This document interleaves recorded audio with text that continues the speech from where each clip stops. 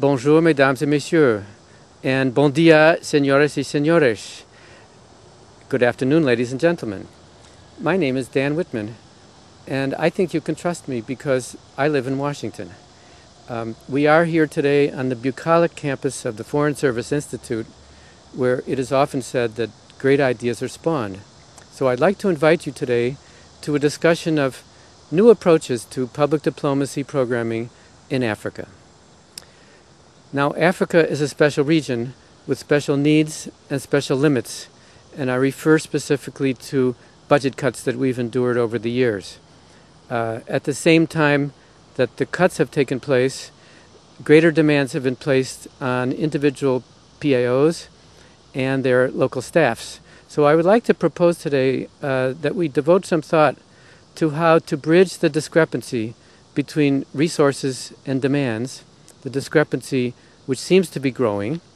And I would like to propose one solution or approach that might give us some a better outcome in dealing with these challenges. And in an attempt to keep your attention until the end of this brief presentation, I promise you an interview with an extremely senior diplomat at the end of this presentation. Well, let's look at the bad news first.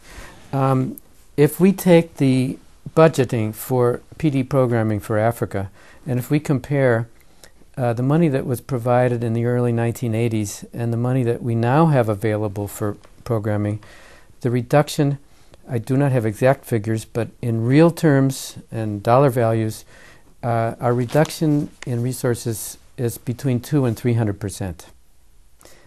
That's the bad news. There is good news, which is that, as we were saying earlier, Africa is special. Why so? Africans particularly seem to appreciate the programs that we do in the field.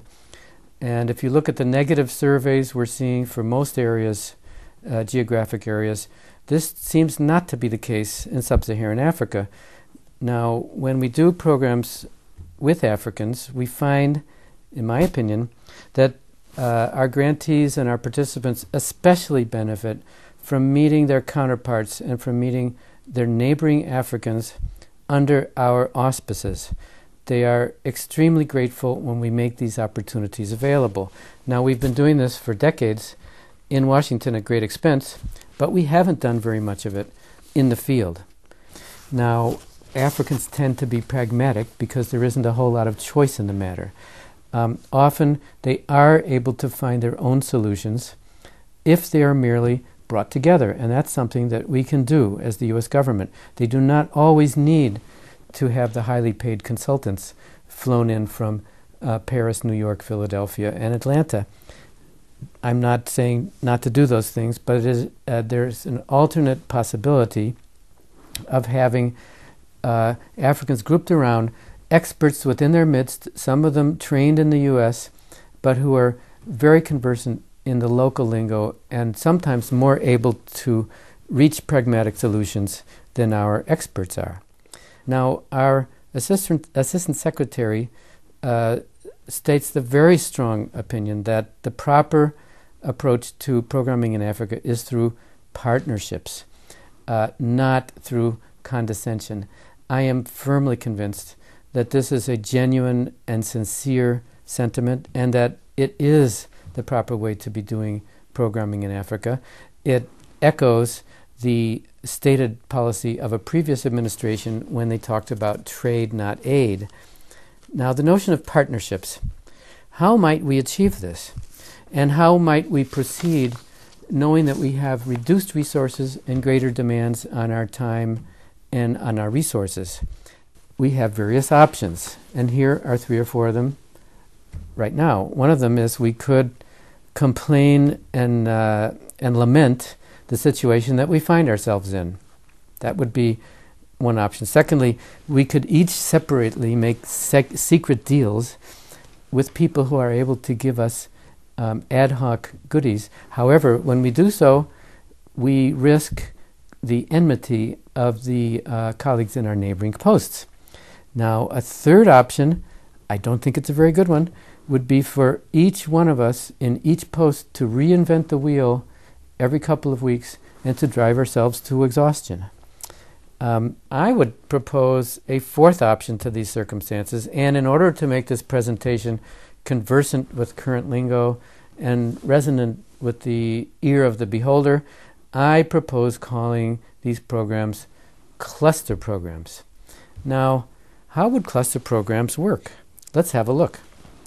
Here we have our somewhat antique map for this low-budget production, including Zaire, Dahomey, and Upper Volta, but I think you get the idea. Now, let's say you are the public affairs section in Kinshasa, and you have an idea for media training, and you have either the occasion of an American coming to visit your post in, let's say, Kinshasa, Kisangani, and Lubumbashi, and you would like to make this program available to your neighboring posts. I totally encourage you to do this.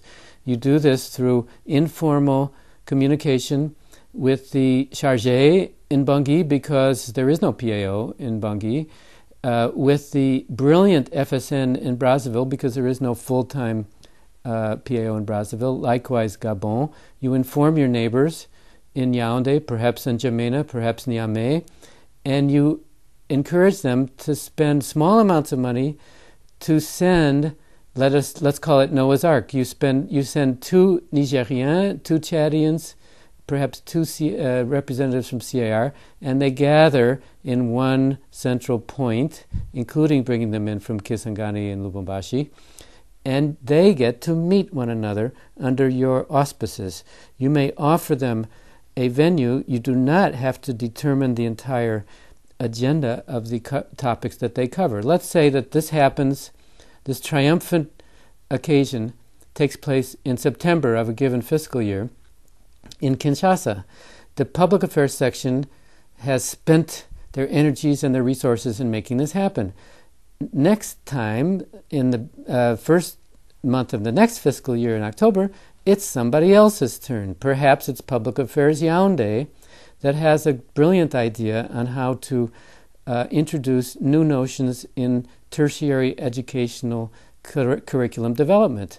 They inform their neighbors, the public affairs sections in Togo, Benin, Congo, DRC, Gabon, CAR, Chad, Niger. And those who are able to participate send, like Noah's Ark, 2 representatives from each of these countries to a central event that takes place in one place only, again, possibly with a speaker from ARS or from IIP, but possibly staged entirely with local resources, and likewise. Well, let's review what we have gone over here. Once again, I believe there are 4 options in dealing with the circumstances in front of us. We could lament and complain. We could make secret deals, which would help us in the short run, but not in the long run. We could reinvent the wheel and work ourselves to exhaustion, or we could do cluster programs as colleagues. Now, I want to thank you for choosing the right answer, number 4. Now, with this option, I am convinced that we can have gratification in our lifetimes, and possibly even during the duration of our current assignments. P.S. How do we pay for all of this? How should I know? What I do know is that if we put our heads together, we can find solutions. And I propose that if we have breakout discussions for the following regions, we might be able to come up with something. If we were to gather together as colleagues dealing with Eastern Africa, on the one hand, with Francophone West and Central, including Madagascar and Mauritius, Lusophone Africa, Southern Africa, and Anglophone West, I bet we could come up with solutions that would make our work easier to deploy and more successful in the long run. Now, we don't have a whole lot of choice, ladies and gentlemen. We must share our money and we must share our ideas. I'm sure that if each one of us finds our strengths, brings them out, offers them to the publics in our countries and the neighboring countries, we can take turns, and on one occasion we can offer a fine program for our own post and our neighboring countries, that is to say, the individuals brought in from neighboring countries to benefit and to meet their African counterparts. And then on the other hand, your neighbor will help you in turn the next time. Ladies and gentlemen, as previously promised in this presentation, I would like to now turn to an extremely senior official in the U.S. government to get his comments about alternative approaches to public diplomacy programs in Africa. Mr. Ambassador? Mr. Ambassador? Well, this is highly disconcerting, ladies and gentlemen. I can't seem to get a word out of him today. I would just like to thank you for your attention.